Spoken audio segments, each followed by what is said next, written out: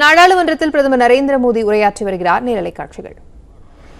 शुरू किया था तब लोग कहते थे कि जिस विचारधारा से आप जुड़े थे उसका और उस पार्टी का निकट भविष्य में तो दक्षिण में कोई सामर्थ्य नजर नहीं आता है, लेकिन आप एक सामान्य विद्यार्थी कार्यकर्ता से यात्रा शुरू करके और दक्षिण भारत से आते हुए उस पार्टी के राष्ट्रीय अध्यक्ष के शीर्ष पद तक पहुंचे। ये आपकी एक अविरत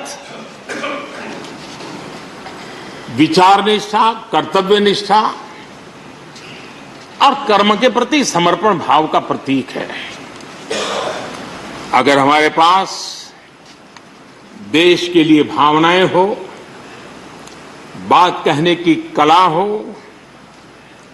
भाषाई विविधता में आस्था हो, तो भाषा क्षेत्र कभी भी दीवार नहीं बनती है। ये आपने सिद्ध किया है। आदरणीय सभापति महोदय, आपकी कही एक बात बहुत लोगों को याद होगी, मुझे तो विशेष रूप से याद है।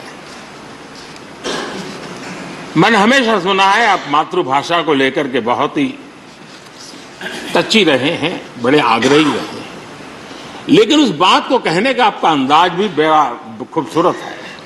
जब आप कहते हैं कि मातृभाषा आंखों की रोशनी की तरह होती है, मातृभाषा आंखों की रोशनी की तरह होती है, और आप आगे कहते हैं और दूसरी भाषा चश्मे की तरह होती है।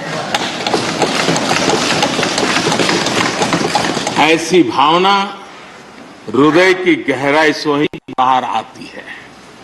वेंकैया जी की मौजूदगी में सदन की कार्रवाई के दौरान हर भारतीय भाषा को विशिष्ट अहमियत दी गई है। आपने सदन में सभी भारतीय भाषाओं को आगे बढ़ाने के लिए काम किया। सदन में हमारी सभी 22 शेड्यूल लैंग्वेज में कोई भी माननीय सदस्य बोल सकता है, उसका इंतजाम आपने किया। आपकी ये प्रतिभा, आपकी निष्ठा आगे भी सदन के लिए एक गाइड के रूप में हमेशा हमेशा काम करेगी। कैसे संसदीय और शिष्ट तरीके से भाषा की मर्यादा में कोई भी अपनी बात प्रभावी ढंग से कह सकता है, इसके लिए आप प्रेरणापुंज बने रहेंगे। आदरणीय सभापति महोदय, आपकी नेतृत्व क्षमता, आपके अनुशासन ने इस सदन की प्रतिबद्धता और प्रोडक्टिविटी को नई ऊंचाई दी है। आपके कार्यकाल के वर्षों में राज्यसभा की प्रोडक्टिविटी 70% बढ़ी है। सदन में सदस्यों की उपस्थिति बढ़ी है। इस दौरान करीब करीब 177 बिल पास हुए या उन पर चर्चा हुई, जो अपने आप में कीर्तिमान है। आपके मार्गदर्शन में ऐसे कितने ही कानून बने हैं जो आधुनिक भारत की संकल्पना को साकार कर रहे हैं।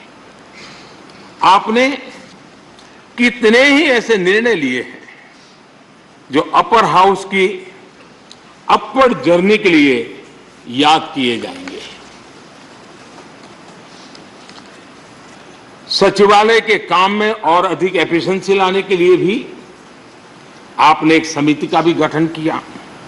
इसी तरह राज्यसभा सचिवालय को सुव्यवस्थित करना, इंफॉर्मेशन टेक्नोलॉजी को बढ़ावा देना, पेपरलेस काम के लिए ई ऑफिस सिस्टम को लागू करना, आपके ऐसे कितने ही काम हैं जिनके जरिए उच्च सदन को एक नई ऊंचाई मिली है। आदरणीय सभापति महोदय, हमारे यहां शास्त्रों में कहा गया है, न सा सभा यत्र न संति वृद्धा न ते ये न वदंती धर्मम। अर्थात जिस सभा में